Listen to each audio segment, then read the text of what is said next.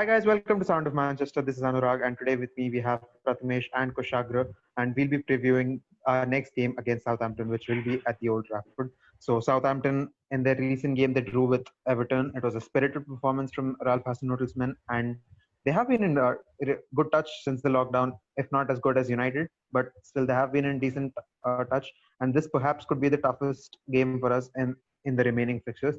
So heading to Kushagra, what do you make of it, man? Uh, Hi man.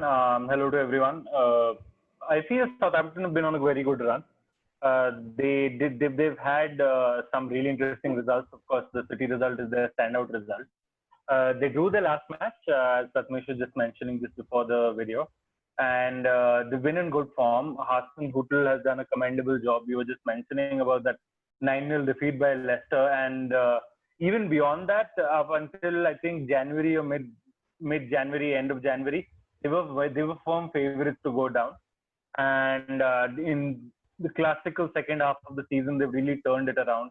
I felt like going to Leicester, as Prathamesh mentioned earlier, going to Leicester and winning, and then apart from that, actually, having Danny Ings as a player who's got like 19 goals already in the Premier League, all of that has really helped them build a good nucleus to that team because I still feel they're a good team. I mean, they aren't someone that can be taken so lightly. I felt they've performed under their level this season because they've got good players. Højbjerg, they've got Ward-Prowse, left back Ryan Bertrand is decent. He's actually pretty good actually, and Danny Ings of course. And even in the midfield, I thought I think they got rid of Lemina, and they got rid of Lemina, but I feel that they still have very good. They still have good defensive midfielders, Oriol Romeu and all. And let's not forget the last time United played Southampton, that was like the second match of the season, and United went away and drew. I think Dan James got a goal, and then United conceded a really awful goal and drop points, and Yes. that was the start of our dropping points. So by no means straightforward game, by no means easy, but the way United have been playing, it'll be wrong of me to not be confident. I would think they have players that can hurt us and a suspect defense and a suspect keeper. But let's hope that we're able to get a 13th clean sheet in 18. Yeah. Yeah, let's For just a hope so suspect too. And defense, that's really nice. yeah, that really would be. And heading to Prathamesh, who do you think in the Southampton camp can really be troublesome for our defense and David De Gea? Well, Southampton, I think we are making a habit of playing teams who are from the South Coast recently. Bournemouth, Brighton, now Southampton. It's as if Premier League has been kind enough to make us travel north, south, north, south. So anyway, I think talking about Southampton, they really have good players. As you said, Danny Ings is having his best season after Burnley, and Ralph Hasenhuttl has made sure that an injury-prone Danny Ings has been fit for most of the season, and he's been scoring goals. His hunger is pretty visible, very good work rate. His finishing has never been a doubt, and he's really been commendable. 19 goals is fantastic for any top player in the Premier League, and to do that for Southampton or in the bottom half of the table is something else.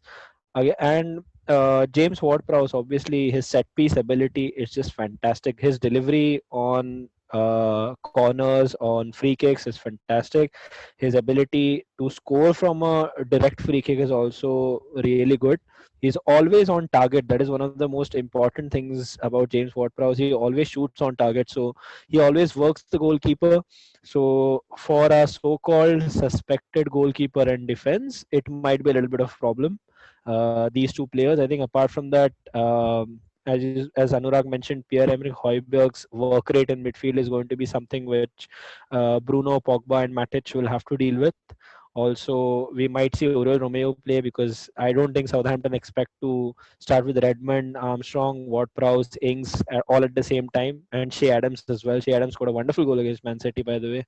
So, yeah, I think we can expect a little bit of a defensive setup. Ralph Hasenhuttl is very well known for his defensive setups. So yeah, I think we can expect that. But having said all that, I think United are flying right now. as we mentioned in our previous video, the first team, a Europa League team who did the 4 goals, the 4 game run of 3 goals or more margin of victory for the first time in the Premier League history. So we have been doing quite well for a Europa League team. Kushagra, that was really well one. That was a good one.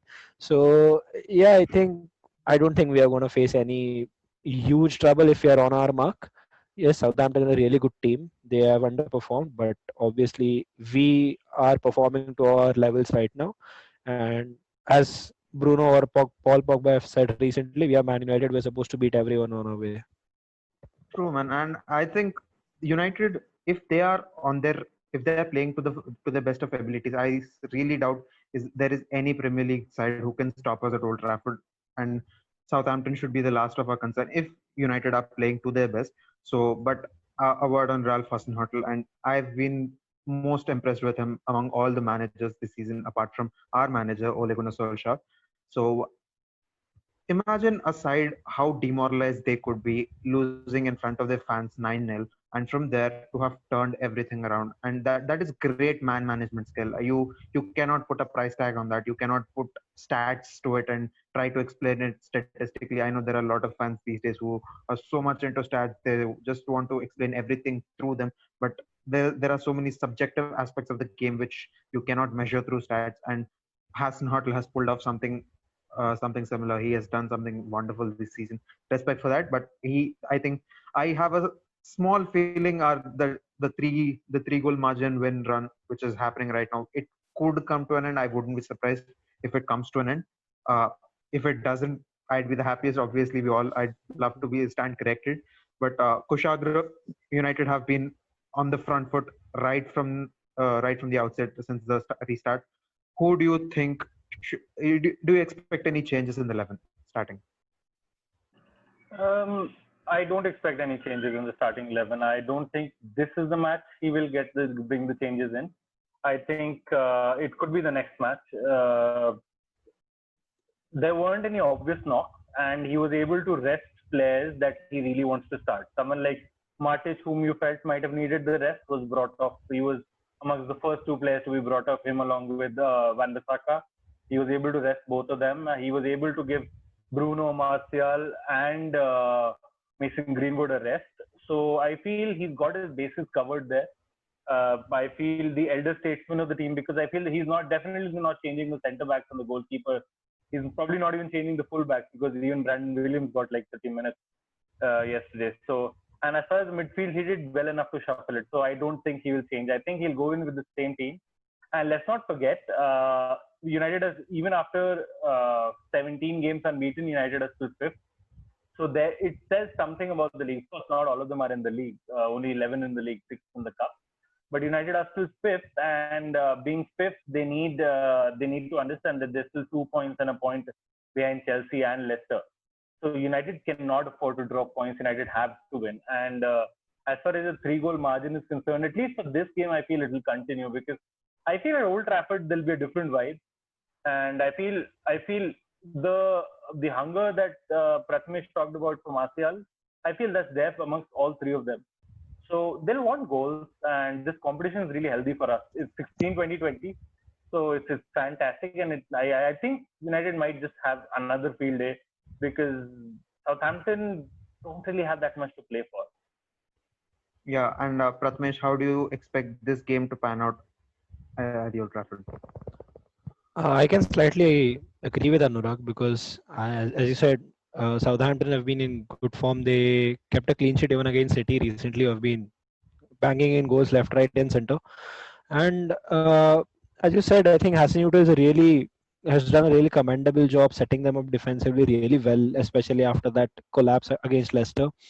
And I think even United will be a bit cautious amongst the other side which they played. There was not really much to be cautious about. Against Southampton, you will have to be a little cautious because Danny Ings, Armstrong, you have Redmond. These players are really capable of scoring goals. So I think we might not be as expansive as we have been. We will be a little bit more careful in what we are doing, but obviously you can expect the likes of Bruno, Rashford, Martial, Greenwood to be as expensive as they can get. I think we'll see a little bit more discipline than from Matic and Pogba. So I am going for a 2-0 victory. I still want United to keep a clean sheet. I think they will, but I don't think we'll be scoring as many goals. Southampton are defensively really good. They've got a good goalkeeper as well. So I'm going for a 2-0 victory for United. Yeah, before we actually get into predictions, Prathamesh has jumped the gun a little bit there. But before, I think another aspect which I noticed in the performance against Aston Villa was when in the first 20 minutes when Aston Villa were trying to press hard and everything, United, they maintained some composure and they let Villa have their fun for 10-15 minutes. They remained calm. I think that those are signs of a good team. Those are signs of a team with good mentality, and they knew chances will come in. They didn't try to rush and do anything in those 15-20 minutes before the first drinks break. I think that's where we really won the game, and then we got the penalty, and Aston Villa completely broke down after that. So I think Ole would once again do something like that. He will let Southampton have their fun for some time, but I think eventually once that minute chance comes and United get a goal, which we definitely have enough firepower to score that. And after we score that first goal, I don't see Southampton or any other team really stopping us. So getting to the predictions, Prathamesh has already given his verdict. 2-0. Kushagra, what do you say? I would go for a 3-0 maybe because I don't want that sequence to end. At least up until United can afford it. So I'll hope for a 3-0, maybe a goal more. Yeah, actually, yeah, when I'm beginning to have second thoughts, I'd make a fan prediction. I'd say 3-0 too. Let's just hope that continues. And that's our preview for this game, which could be perhaps the toughest game since the lockdown for United. Thank you so much for tuning into Sound of Manchester. Keep watching our videos, keep supporting us, like, share, and subscribe this video. And thanks for the continuous support.